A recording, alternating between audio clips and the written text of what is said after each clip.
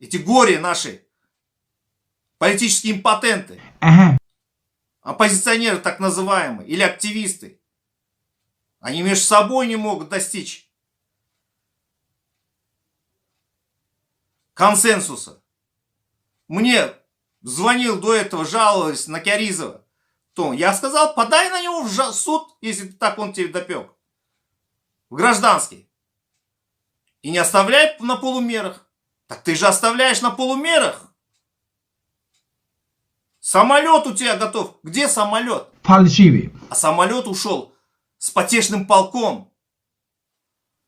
Цепляйтесь друг за друга. Ну это разве оппозиционеры сидят, цепляются? За блогершу цепляется. Кто она такая, блогерша? Никто, и звать ее никак. Она сидит в своем на чате и какает, обсирает друг друга. Это уровень какого-то политика, что ли? Оппозиционера, что ли? У нее шавки там, 3 шавок, там, Гульчахра, этот, блядь, силиконовые губы. Там и какая-то армянка. Это нормально, что ли?